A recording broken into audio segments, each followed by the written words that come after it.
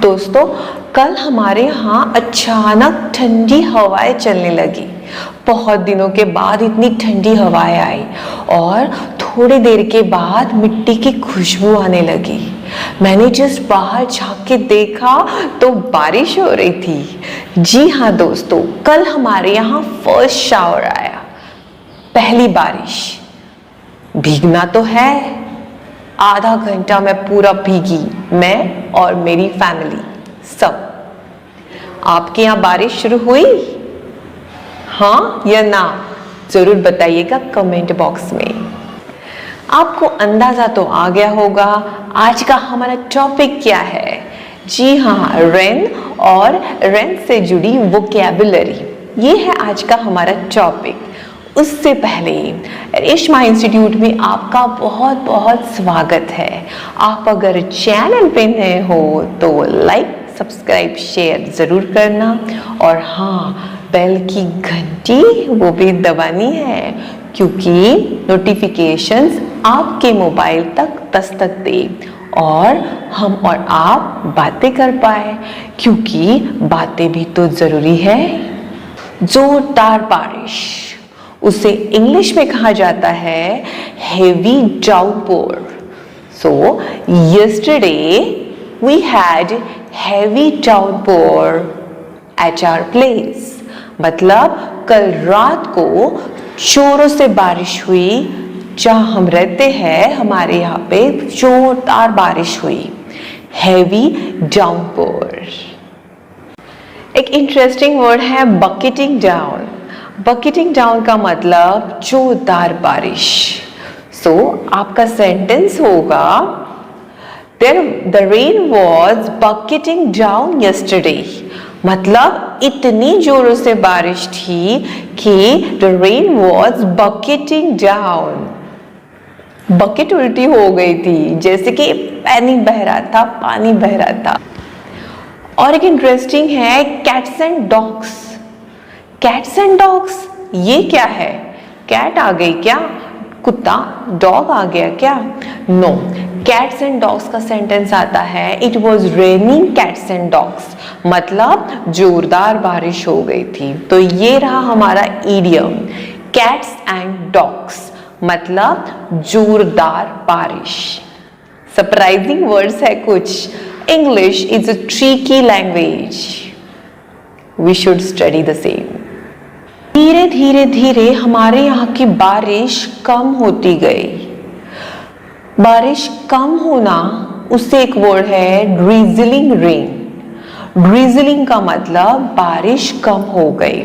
So slowly the rain was drizzling rain, या फिर slowly rain became drizzling. मतलब धीरे धीरे धीरे बारिश कम होती गई। अब बारिश के सिर्फ शॉवर्स थे, वो भी ड्रिजल्ड, मतलब धीरे धीरे बारिश गिर रही थी।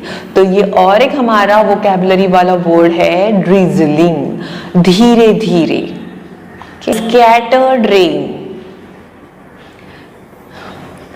Have you experienced that? Scattered shower. Scattered shower का मतलब है आपके यहाँ बारिश हुई है और 1 किलोमीटर की यहाँ पर जो भी सिटी है वहां नहीं हुई है, तो उसे बोला जाता है there was a scattered shower. मतलब यहाँ बारिश हुई वहां नहीं, या फिर वहां बारिश हुई यहाँ नहीं। थोड़ा ही अंतर होता है, लेकिन कभी तो कभार तो सेम सिटी में सेम सिचुएशन आती है कि मेरे एरिया में बारिश हुई, उनके एरिया में नहीं, even though it was the same city. तो ऐसा अगर हो तो उसे वर्ड यूज होता है स्कैटर्ड शावर। स्कैटर्ड शावर मतलब यहाँ बारिश हुई वहां नहीं, या फिर वहां बारिश हुई यहाँ नहीं। और एक वर्ड है पडल। आप तो जानते होंगे पडल का मतलब क्या है। पडल मतलब ऐसी जगह जहां बारिश में बहुत जगह पानी भरा होता है। तो पडल मतलब बिल्कुल इस तरह। और इसमें बच्चे अगर खेलते हैं, जंप करते हैं, तो हम सेंटेंस बोलते हैं children are paddling in the puddle. Paddling in the puddle means they are playing in the puddle, they are jumping and the water is just splashed out on each other. मतलब वो पानी एक दूसरे पर आराम से अपने आप छिड़क रहा है, क्योंकि ये जंप जो कर रहे हैं, मैं तो अभी भी थोड़ा सा करती हूँ, पैडलिंग इन द पडल, मतलब थोड़ा बीच में पाँव डालने के बाद पानी ऊपर आता है और दूसरों के ऊपर गिरता है। तो दोस्तों, आपको ये रेनी स्पेशल एपिसोड कैसा लगा ज़रूर बताइएगा। ये जो था ना मेरा पार्ट 1 था, अब आगे बारी है पार्ट 2 की। पार्ट 2 में और भी कुछ वोकैबुलरीज आएगी और उसके साथ इंटरेस्टिंग रेसिपीज़ भी आएगी। ज़रूर देखना पार्ट 2। और ये इंटरेस्टिंग रेसिपीज़ जो है ना, वो सिर्फ़ और सिर्फ रेनी सीजन से रिलेटेड ही रहेंगी। तो बताइए, लर्न विथ फन या फन विथ लर्न?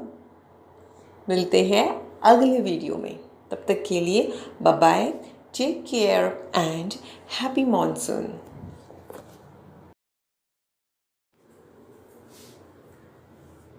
और एक बात, ये जो पडल है, पैडलिंग इन द पडल, आप करते हो या नहीं?